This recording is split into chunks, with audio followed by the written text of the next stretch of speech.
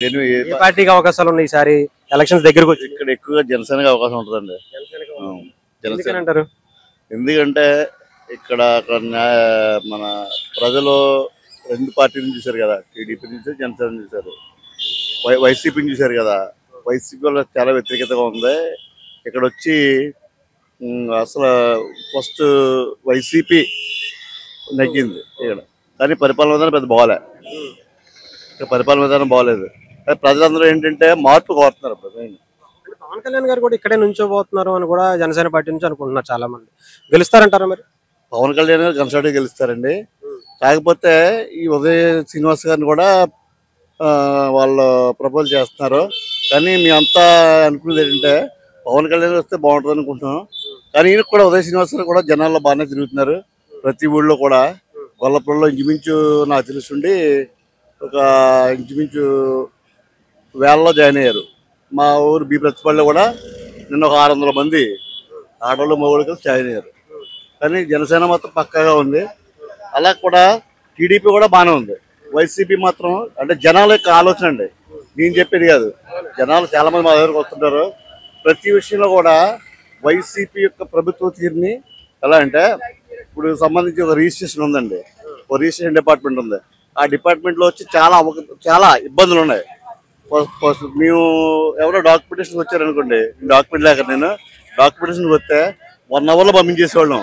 అలాంటిది పొద్దున్న వచ్చి సాయంకాలం వరకు పడిగబ్బలు కాస్తున్నారు. ఇప్పుడు ప్రస్తుత పరిస్థితి ఈరోజు స్టిల్ ఇప్పుడు అదే పరిస్థితిలో ఉన్నాం. మేము బయట టీ తాగడానికి వచ్చి టీ తాగుతుందండి, ఇది పరిస్థితి. కాకపోతే మాత్రం ఇక్కడ ఎలియన్స్లో జనసేన బాగానే ఉంటుంది. కాకపోతే టీడీపీకి కూడా ఇబ్బందులే. టీడీపీ పార్టీలకి ఎవరికి ఇచ్చినా పర్వాలేదు. కానీ వైసీపీ మాత్రం బాగా చాలా ఇబ్బందిగా ఉంది. చాలా పథకాలు ఇస్తున్నారు, అవి ఇస్తున్నారు అని చెప్పి, ఇప్పుడు సంక్షేమ పథకాలు కాదు నవరత్నాల పేరుతో చాలా ఇచ్చామని చెప్పి వాళ్ళు ధీమా వ్యక్తం చేస్తున్నారు వైసీపీకి. మీరు అన్నీ కరెక్ట్ అండి, కాదని అంటలేదు. అమలు చేశారంటే ఎవరికి తృప్తికరంగా లేవు.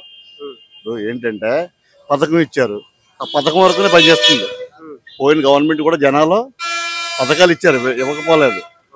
కాకపోతే ఏ గవర్నమెంట్ వచ్చి పథకాలు పోవు కదా, ఏ గవర్నమెంట్ వచ్చి పథకాలు పోవు. కానీ కొన్ని అడ్మినిస్ట్రేషన్ పరంగా అన్నీ కూడా చాలా ఇబ్బందిగా ఉంది. ఇది డిపార్ట్మెంట్ అవనివ్వండి. ఇప్పుడు రియల్ ఎస్టేట్ బిజినెస్ అండి, నేను దాని మీద బతికేవాడిని. అలాంటిది రియల్ ఎస్టేట్ ఈ 5 years నుంచి ఏం లే, మొత్తం కూడా పోయింది బిజినెస్ మొత్తం. దాని మీద నేను ఎలా అంటే పోయినసారి నేను వైసీపీకి చేశా, పక్కాగా తిరిగి మళ్ళీ చేశా. ఈసారి అదే పరిస్థితిలో టీడీపీ కావచ్చు, జనసేన కావచ్చు. ఇక్కడ ఈ 2 పార్టీలు మాత్రం గట్టిగా ఉన్నాయి.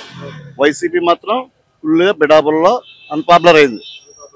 మీరు నన్నే కాదు, ఇంకా జనాలను మీరు ఇంటర్వ్యూ చేయండి, నేను కాదంటలేదు.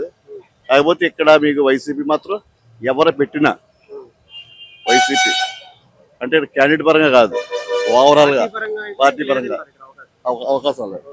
వచ్చి జనసేన కానీ టీడీపీ కానీ బాగుంటుంది, ఇబ్బంది ఏం లేదు. కంపల్సరీ 2 పార్టీలకి అవకాశం అదండి.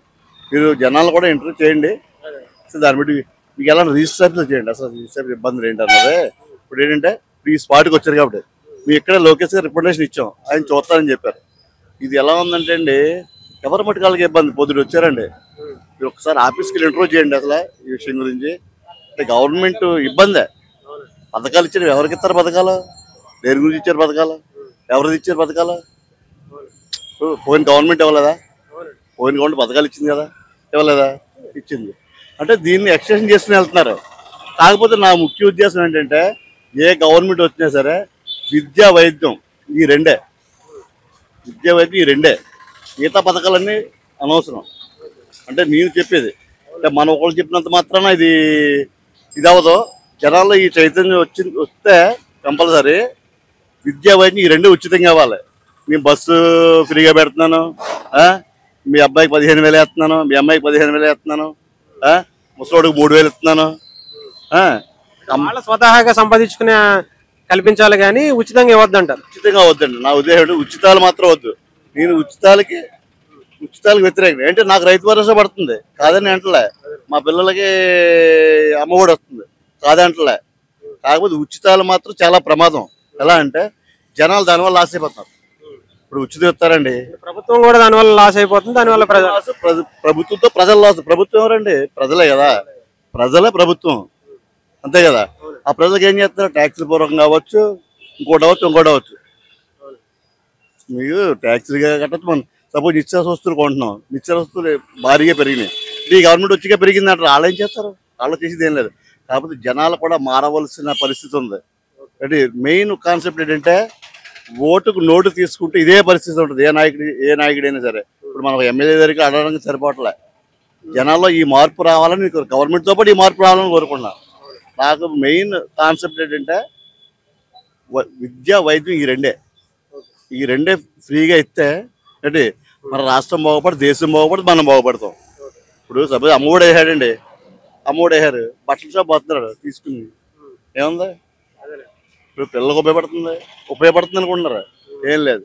కానీ ట్యాక్సీల రూపంలో భారీగా వెళ్ళిపోతుంది. అంటే ఇది ఎలా ఉందంటే, మీ ఇంటికి వస్తే ఏం పెడతావు, మా ఇంటికి వస్తే ఏం తెస్తావు, ఇది కాన్సెప్ట్ గవర్నమెంట్లో. అర్థమైందా మీకు? వచ్చినా సరే ప్రజల దగ్గర తీసుకోవాలి. ప్రజలే ఇక్కడ ప్రమాదం పొంచి ఉన్నది. ఎవరికి ఉంది? ప్రజలకు ఉంది, గవర్నమెంట్ కాదు. గవర్నమెంట్ అప్పులు చేసుకుంటా పోతుంది. ఇప్పుడు మన ఇంటి మన కుటుంబం ఉందండి, మన కుటుంబం గురించి అప్పులు చేస్తాం. ఎవరు చేస్తాం? మనం చేస్తాం. ఇంట్లో వాళ్ళు తెలియదు కదా. అదే పరిస్థితి మొత్తం మీద.